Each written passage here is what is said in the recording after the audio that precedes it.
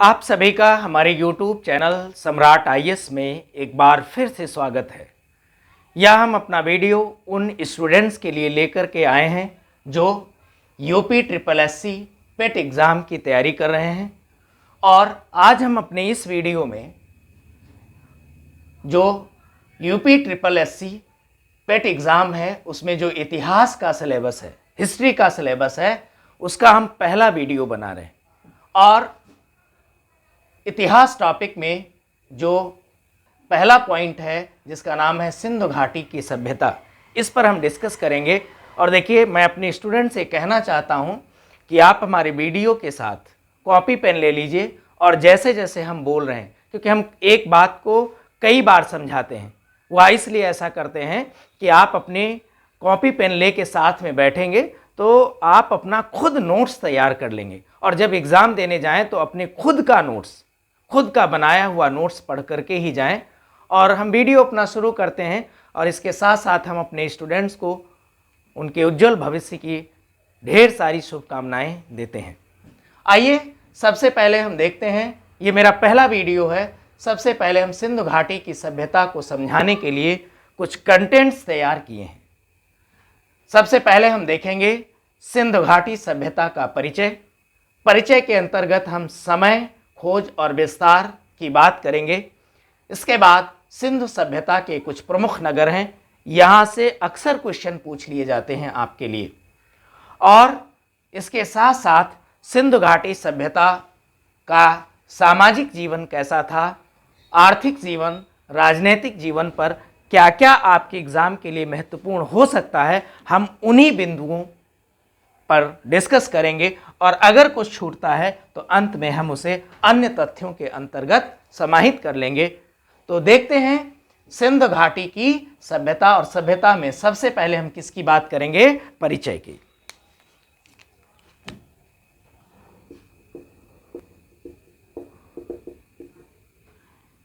देखिए, एक वैज्ञानिक विधि है जो पुराने समय का पता लगाती है। वह वैज्ञानिक विधि क्या है? रेडियो कार्बन विधि। क्या है? रेडियो कार्बन विधि। इस रेडियो कार्बन विधि के अनुसार जो सिंधु घाटी सभ्यता है ये कब थी? 2400 से 2700 ईसा पूर्व। आपसे एक क्वेश्चन पूछ सकते हैं फैक्ट के रूप में कि आप सिंधु घाटी सभ्यता की उम्र बताइए। तो रेडियो कार्बन विधि के माध्यम से सिंधु घाटी सभ्यता की उम्र कितनी निकाली गई है? 2400 से 2700 ईसा पूर्व। एक नाम आता है राय बहादुर दयाराम साहनी। क्या नाम आता है? राय बहादुर दयाराम साहनी। कहा जाता है कि राय बहादुर दयाराम साहनी ने सबसे पहले सिंधु घाटी सभ्यता की खोज की थी। यह भी वन लाइनर क्वेश्चन आपके लिए बन सकता है कि सिंधु घाटी सभ्यता की खोज किसने की। उसमें कई ऑप्शन हो सकते हैं, तो आपको सही क्या करना है? राय बहादुर दयाराम साहनी। इसके बाद अगर हम सिंधु घाटी सभ्यता के विस्तार की बात करें तो विस्तार के संबंध में कहा जाता है कि यह भारत का एक आउटलाइन मैप है और सिंधु घाटी सभ्यता भारत के किधर थी? उत्तर और पश्चिम की तरफ, जो वर्तमान समय में पाकिस्तान और उत्तर में जम्मू और कश्मीर तथा मध्य और पूर्व में पश्चिमी उत्तर प्रदेश का क्षेत्र आता है। हमने क्या बताया कि इधर ये वाला क्षेत्र पाकिस्तान का क्षेत्र है, इधर जम्मू और कश्मीर का क्षेत्र है, इधर पश्चिमी उत्तर प्रदेश का मेरठ क्षेत्र है। और अगर हम दक्षिण में आएंगे तो महाराष्ट्र राज्य है। तो महाराष्ट्र राज्य तक इस सिंधु घाटी सभ्यता का फैलाव था। लेकिन यहां पर क्वेश्चन आपसे कैसे पूछता है, इसको ध्यान देना है। क्वेश्चन कैसे पूछेगा कि सिंधु घाटी सभ्यता में सबसे उत्तर का विस्तार कहां तक अभी तक मिला है, तो अखनूर जिला है। कहां पर? जम्मू और कश्मीर में एक डिस्ट्रिक्ट है अखनूर। क्या नाम है? अखनूर। तो अखनूर में एक स्थान है मांदा। तो मांदा में इस सभ्यता का सबसे उत्तरी विस्तार देखा गया है। अगर हम दक्षिण और पूरब की तरफ आएंगे तो उत्तर प्रदेश का एक जिला है जिसका नाम है मेरठ। मेरठ में एक जगह है आलमगीर। क्या नाम है? आलमगीर। यह आलमगीर हिंडन नदी पर बसा हुआ है। यहां तक इसका विस्तार देखा गया है। और अगर हम पश्चिम में आएंगे तो पश्चिम में पाकिस्तान में एक प्रांत है बलूचिस्तान। क्या नाम है? बलूचिस्तान। बलूचिस्तान में एक जगह है जिसका नाम है सुतकागे डोर। जगह का नाम क्या है? सुतकागे डोर। यह सुतकागे डोर जो है दास्क नदी के तट पर स्थित है। कहां? दास्क नदी के तट पर स्थित है। और अगर हम दक्षिण में आएंगे तो दक्षिण में वर्तमान समय में एक राज्य है जिसका नाम क्या है? महाराष्ट्र। और महाराष्ट्र में एक जिला है अहमदनगर। क्या नाम है? अहमदनगर। तो अहमदनगर में एक जगह है जिसका नाम है दाइमाबाद। यहां तक इसका फैलाव देखा गया है। तो आपके लिए वन लाइनर क्वेश्चन क्या बन सकता है कि सिंधु घाटी सभ्यता का सबसे उत्तरी विस्तार कहां है, दक्षिण और पूरब में कहां तक फैली हुई थी और दक्षिण में कहां तक फैली थी, इसके साथ साथ पश्चिम में इसका विस्तार कहां तक फैला हुआ था। तो आपको आंसर क्या देना है कि उत्तर में जम्मू कश्मीर के अखनूर डिस्ट्रिक्ट में मांदा और उत्तर प्रदेश के मेरठ में आलमगीर जो हिंडन नदी पर है वहां तक, और दक्षिण में महाराष्ट्र के अहमदनगर दाइमाबाद तक, और इसके साथ साथ बलूचिस्तान। पश्चिम में अगर आएंगे तो पश्चिम में पाकिस्तान में बलूचिस्तान प्रांत का शहर है सुतकागे डोर, और जो नदी है वो क्या है? दास्क नदी। आइए अब हम आते हैं सिंधु सभ्यता के प्रमुख नगर और स्थल।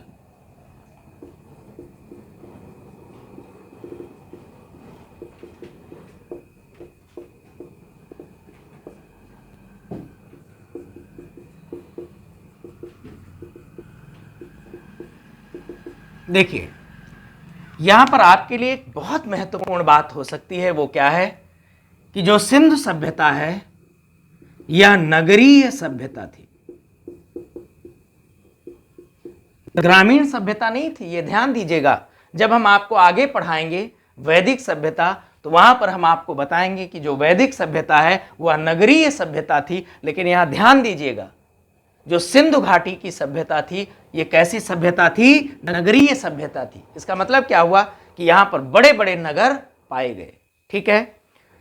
इन नगरों के बारे में ये कहा जाता है कि जो नगरीय व्यवस्था थी वो ग्रिड के रूप में थी। कैसे थी? ग्रिड के रूप में। अर्थात सड़कें एक दूसरे को समकोण पर काटती थी। कैसे काटती थी? समकोण पर। यह भी आपसे क्वेश्चन पूछा जा सकता है कि सिंधु घाटी की सभ्यता कैसी थी। तो हम क्या बोलेंगे कि सिंधु घाटी की सभ्यता कैसी थी? नगरीय सभ्यता थी और यह ग्रिड आधारित सभ्यता थी। ग्रिड आधारित का मतलब क्या हुआ? जो नगर थे यहां पर सड़कें एक दूसरे को समकोण पर काटती थी। और इन नगरों की एक और विशेषता थी। वो क्या थी कि इस सभ्यता के जो भी घर थे इनके मुख्य दरवाजे सड़क की ओर नहीं खुलते थे, बल्कि किधर खुलते थे? पीछे की तरफ। तो हमने क्या बताया कि जो सिंधु घाटी सभ्यता के घर थे, इनके जो मुख्य दरवाजे और खिड़कियां थीं, यह सड़क की ओर न खुल करके किधर खुलती थी, सड़क के पीछे की। यहां पर एक अपवाद है, वह क्या है, लोथल शहर। यह भी आपसे क्वेश्चन पूछा जा सकता है। लोथल शहर में जो मकान थे या जो घर थे, इनके दरवाजे और खिड़कियां किधर खुलते थे, सड़क की तरफ। बाकी कोई अन्य शहर का ऐसा प्रमाण नहीं मिला है लोथल के अलावा जिनके घरों के दरवाजे जो है सड़क की तरफ खुलते हों। अगर हम प्रमुख नगरों की बात करें तो सबसे प्रमुख नगर उस समय का था मोहनजोदड़ो। मोहनजोदड़ो, और कहा जाता है कि मोहनजोदड़ो में कुछ साक्ष्य मिले हैं, वह भी आपके एग्जाम के पॉइंट ऑफ व्यू से अत्यंत महत्वपूर्ण है। जैसे वहां पर नर्तकी का साक्ष्य मिला। किसका साक्ष्य मिला है, नर्तकी का। एक नृत्य करती हुई मूर्ति का वहां पर क्या मिला है, साक्ष्य मिला है। पशुपतिनाथ का भी साक्ष्य मोहनजोदड़ो से मिला है। यह बहुत महत्वपूर्ण है। मोहनजोदड़ो से स्नानागार भी मिला है। मोहनजोदड़ो से अन्नागार के भी अवशेष मिले हैं।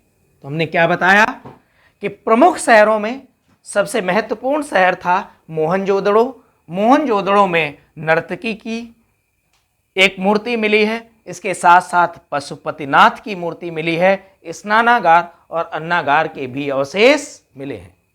मोहनजोदड़ो के अलावा एक दूसरा महत्वपूर्ण शहर था जिसका नाम था हड़प्पा।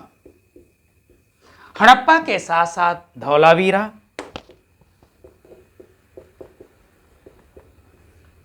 धौलावीरा के बाद कालीबंगन अत्यंत महत्वपूर्ण शहर है। अभी इन सब शहरों का जिक्र आगे करेंगे हम लोग। जो कालीबंगन है, यहां पर जुते हुए खेत के अवशेष मिले। क्या मिले हैं, जुते हुए खेत के अवशेष। यानी अगर हमें जुते हुए खेत के अवशेष मिल रहे हैं तो इससे क्या सिद्ध हो रहा है कि सिंधु घाटी सभ्यता के लोग खेती करना जानते थे, कृषि उनका व्यवसाय था, वो खाद्यान्न उत्पादन जानते थे। यह क्या बताता है हमें, यह किससे हमें पता चलता है, हमें वहां क्या मिला है, कालीबंगन में जुते हुए खेतों के अवशेष। यह भी आपसे क्वेश्चन पूछ सकता है कि सिंधु घाटी सभ्यता का वह कौन सा शहर है जहां पर जुते हुए खेत के अवशेष मिले हैं, तो कौन सा शहर है, कालीबंगन। इसके अलावा कालीबंगन में नक्काश की हुई ईंटें भी मिली हैं। क्या मिली हैं, नक्काश की हुई ईंटें। अगर ये नक्काश की हुई पक्की ईंटें मिलती हैं तो ये क्या, इससे क्या सिद्ध होता है, इससे हम ये सिद्ध कर सकते हैं कि वहाँ की जो आर्किटेक्ट व्यवस्था थी ये उत्तम और उच्च कोटि की थी, और घरों में जो घर बनाए जाते थे उनमें पक्की ईंटों को लगाया जाता था। इसके साथ साथ कालीबंगन में अग्निकुंड भी मिले हैं। क्या मिले हैं, अग्निकुंड। इसके अलावा एक और शहर है जिसका नाम है लोथल। लोथल में कहा जाता है कि यहां पर पहली बार चावल के अवशेष मिले हैं। तो इस प्रकार हमने क्या देखा कि सिंधु सभ्यता के कुछ प्रमुख नगर हैं जिनमें मोहनजोदड़ो है। मोहनजोदड़ो में नर्तकी, पशुपतिनाथ, स्नानागार और अन्नागार के अवशेष मिले हैं। इसके अलावा हड़प्पा के अलावा धौलावीरा के अलावा कालीबंगन में जुते हुए खेत के अवशेष मिलते हैं, नक्काश की हुई पकी ईंटें मिलती हैं और अग्निकुंड के अवशेष मिलते हैं। इसके अलावा लोथल में क्या है, पहली बार चावल के अवशेष मिले हैं। सैंधव सभ्यता के कुछ प्रमुख स्थल हैं, उनकी स्थितियों को हम लोग जान लेते हैं। सैंधव सभ्यता के प्रमुख स्थल, अगर हम स्थलों की बात करें तो अभी एक बार पहले भी जिक्र कर चुके हैं, यहां से क्वेश्चन कैसे पूछा जा सकता है कि यह स्थल मुख्यतया कहां पर स्थित है, और यदि कोई नदी है तो यह एग्जाम के लिए, आपके एग्जाम के लिए और महत्वपूर्ण हो जाता है। इसीलिए हमने कुछ महत्वपूर्ण स्थल और उनकी स्थितियों को जानने का प्रयास किया है। तो सिंधु घाटी सभ्यता में प्रमुख स्थलों की अगर बात करें तो हड़प्पा, हड़प्पा के संबंध में, हड़प्पा जो है ये वर्तमान समय में एक नदी है, रावी नदी। क्या है? रावी नदी। रावी नदी के तट पर स्थित शहर है और वर्तमान में स्थित कहां है? पाकिस्तान के मांटगुमरी जिले में। कहां पर? मांटगुमरी जिले में। तो आपसे क्वेश्चन पूछ सकता है कि हड़प्पा स्थित है रावी नदी पर, सतलज नदी पर। हड़प्पा स्थित था रावी नदी पर, सतलज नदी पर, ब्यास नदी पर। तो इस हिसाब से इसका आंसर क्या होगा? रावी नदी होगा। और अभी वर्तमान में ये कहां क्षेत्र आता है? पाकिस्तान के मांटगुमरी में। दूसरा जो शहर था वो क्या था? मोहनजोदड़ो। क्या है? मोहनजोदड़ो। मोहनजोदड़ो सिंधु नदी पर स्थित था। कौन सी नदी थी? सिंधु नदी। और यह भी पाकिस्तान के सिंध प्रांत में। कहां पर है वर्तमान समय में? पाकिस्तान का एक प्रांत है जिसका नाम है सिंध प्रांत। सिंध प्रांत में यह स्थित है। मोहनजोदड़ो के बाद अगला शहर है चंदूहड़ो। चंदूहड़ो शहर भी या चंदूहड़ो स्थल भी जो है सिंधु नदी पर स्थित था। किस पर स्थित था? सिंधु नदी पर स्थित था। और यह भी वर्तमान समय में कहां पर है? पाकिस्तान के सिंध प्रांत में है।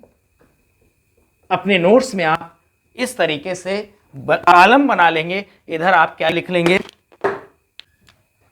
शहर, और इधर लिख सकते हैं अगर कोई नदी है तो नदी, और वर्तमान क्षेत्र। इस तरीके से आप अपने नोट्स में बना लीजिए। तो हमने देखा हड़प्पा, हड़प्पा के बाद मोहनजोदड़ो, मोहनजोदड़ो के बाद अगला शहर कौन सा है? चंदूहड़ो। चंदूहड़ो के बाद अगला शहर है जिसका नाम है कालीबंगन।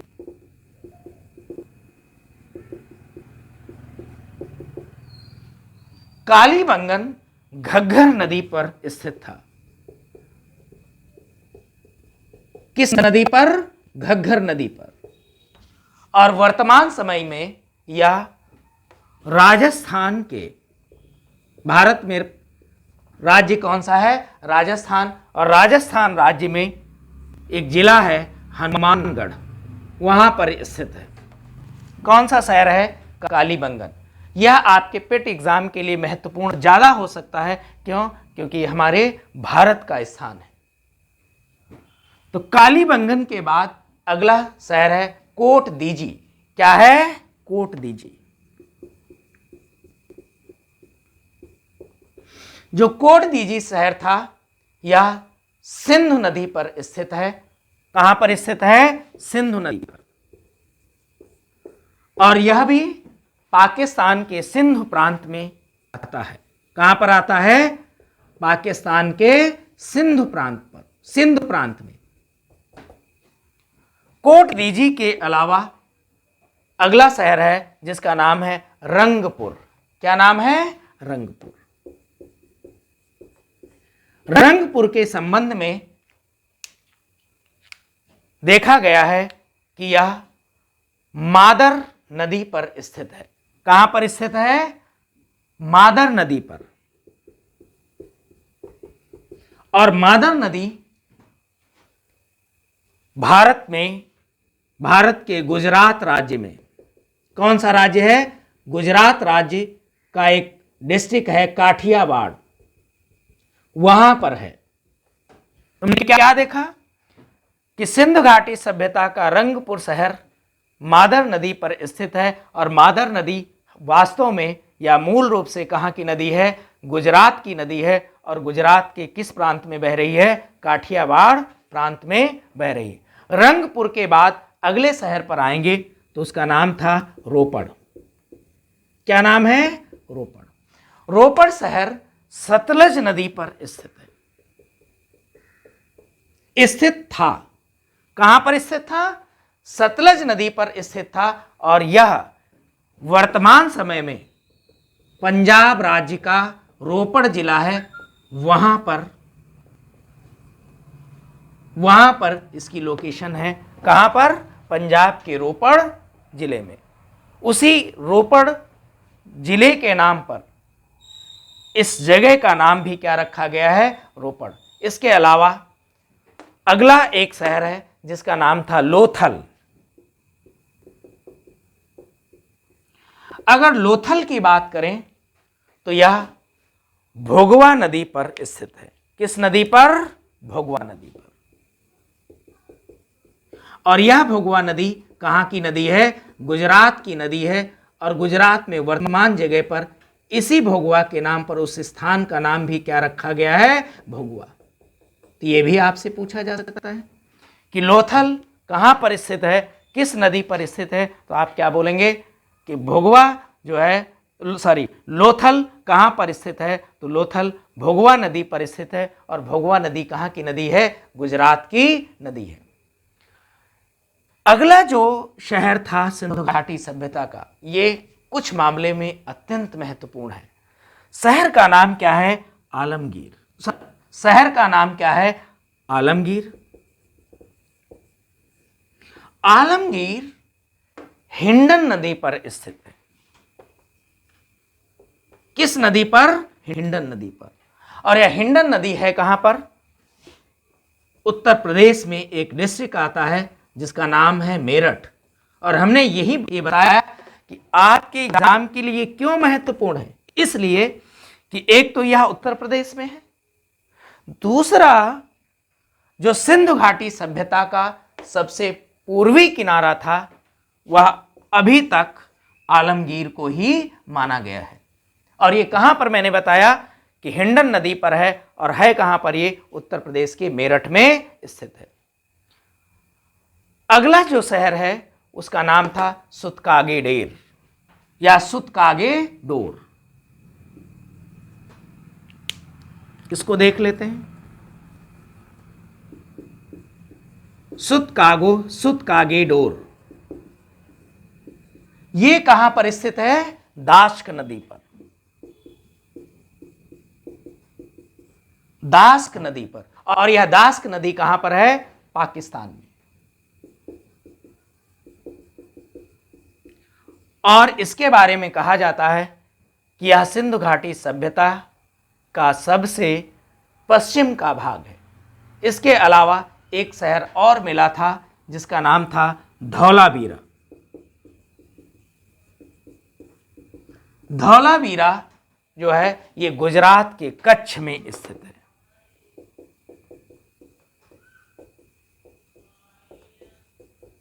तटीय शहर था।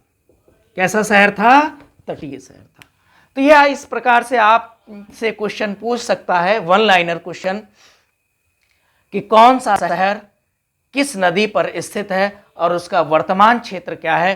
तो इसके लिए आप अपने नोट्स में, हमने अभी बताया कि आप 3 कॉलम बना लीजिएगा। एक तरफ शहर, उसके बीच में नदी कर लीजिए, और वर्तमान क्षेत्र।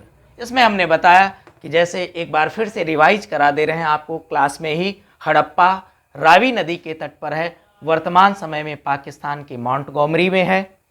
मोहनजोदड़ो सिंधु नदी पर स्थित था जो पाकिस्तान के सिंध प्रांत में स्थित है। कंदुहड़ो सिंधु नदी पर स्थित था, पाकिस्तान के सिंध प्रांत में है। कालीबंगन घग्गर नदी पर था, राजस्थान के हनुमानगढ़ जिले में स्थित है। कोटदीजी, नाम याद रखिएगा, कोटदीजी सिंधु नदी पर स्थित है और यह पाकिस्तान के सिंधु प्रांत में वर्तमान में है। रंगपुर मादर नदी पर स्थित था जो गुजरात के काठियावाड़ में है। इसके अलावा रोपड़ सतलज नदी पर स्थित था, जो पंजाब में रोपड़, वर्तमान समय में इसे रोपड़ ही कहा जाता है, स्थित है। लोथल भोगवा नदी पर स्थित था, जो गुजरात के भोगवा क्षेत्र में है। इसके अलावा आलमगीर, हमने बताया आपके एग्जाम के लिए महत्वपूर्ण है। एक तो ये उत्तर प्रदेश के मेरठ में है, हिंडन नदी पर है, और दूसरा सिंधु घाटी सभ्यता का सबसे पूरब का विस्तार यहाँ तक देखा गया है। इसके अलावा सुतकागे डोर ये दास्क नदी पर है, पाकिस्तान में है, और धौलावीरा गुजरात के कच्छ में स्थित तटीय शहर है। ये क्वेश्चन ऐसे पूछ सकता है कि निम्नलिखित में से कौन सा शहर तट पर स्थित था, तो इसका आंसर आपको क्या देना होगा, धौलावीरा। आइए अब हम देखते हैं सिंधु घाटी सभ्यता के लोगों का सामाजिक जीवन कैसा था।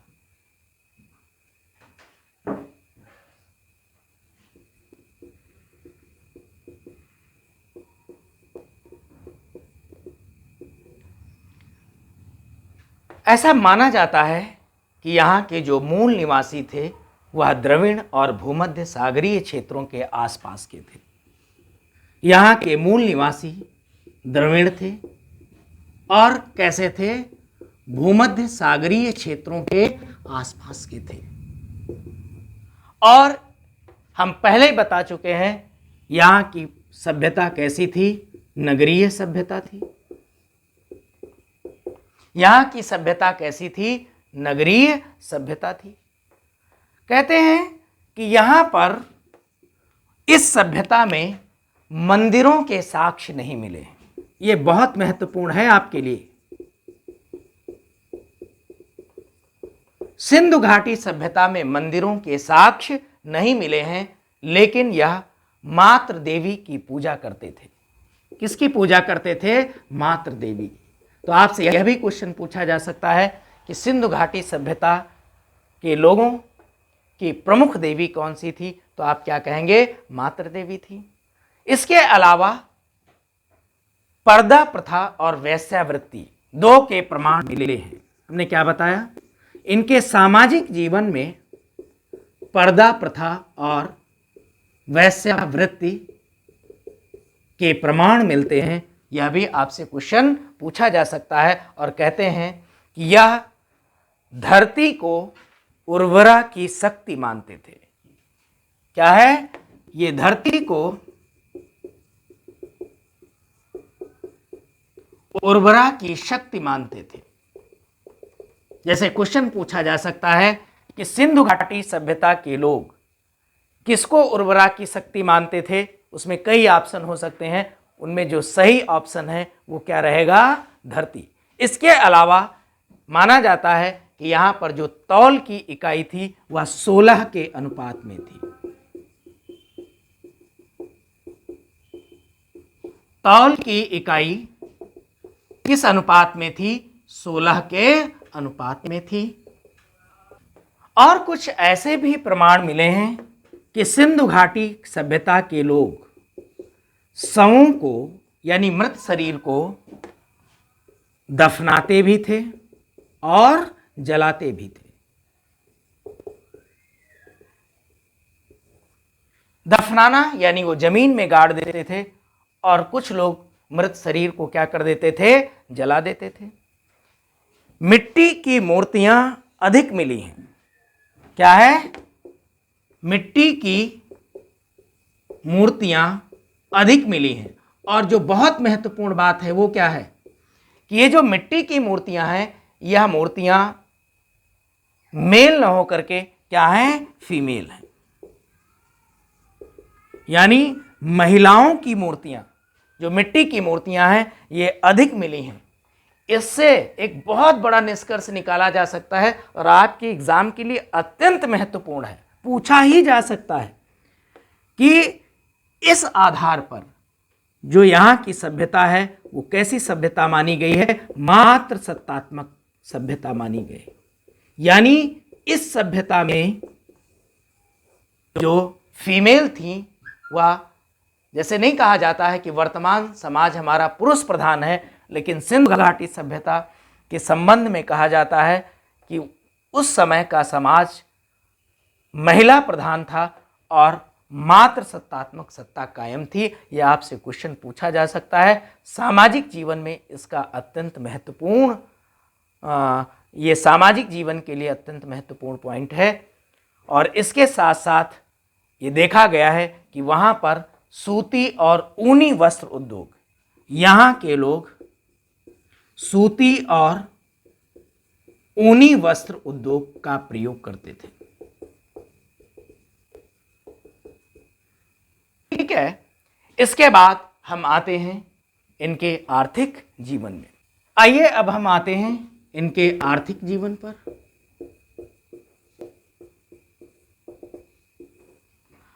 कहा जाता है कि सभ्यता तो नगरीय थी, लेकिन अर्थव्यवस्था कृषि प्रधान थी। अर्थव्यवस्था कैसी थी? कृषि प्रधान थी। जुते हुए खेत के साक्ष्य मिले हैं, और कहां पर मिले हैं? हम पहले बता चुके हैं, कालीबंगन में। मुख्य फसलें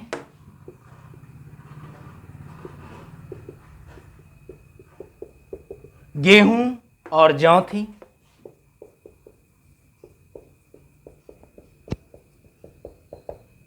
लेकिन ये चावल की भी खेती करते थे। यह भी प्रमाण मिला है कि यह शहद का भी प्रयोग करते थे। क्या है? शहद का भी प्रयोग करते थे। यातायात के साधनों में यह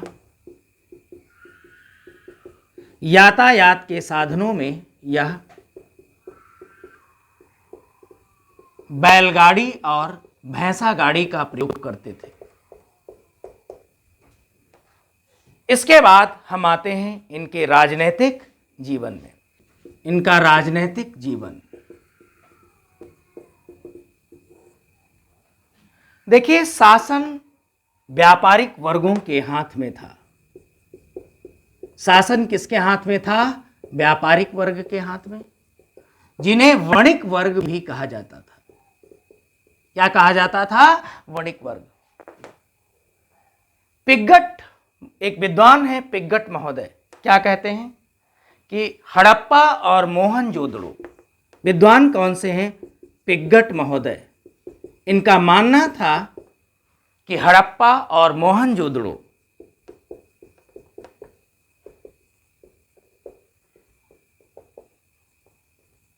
सिंधु घाटी सभ्यता के राजधानी शहर थे। क्या थे?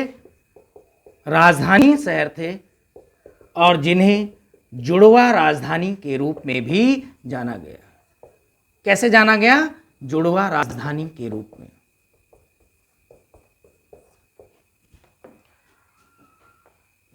उस समय एक सभ्यता और फली फूली थी, जिसका नाम था मेसोपोटामिया की सभ्यता। तो मेसोपोटामिया की सभ्यता के जो निवासी थे, वो सिंधु घाटी सभ्यता के लिए एक शब्द यूज करते थे, जिसका नाम था मेलुहा। यानी सिंधु घाटी सभ्यता के लोग, सिंधु घाटी सभ्यता के लोगों को मेसोपोटामिया सभ्यता के लोग मेलुहा कहते थे। धन्यवाद, नमस्कार। फिर मिलता हूँ अगले वीडियो में।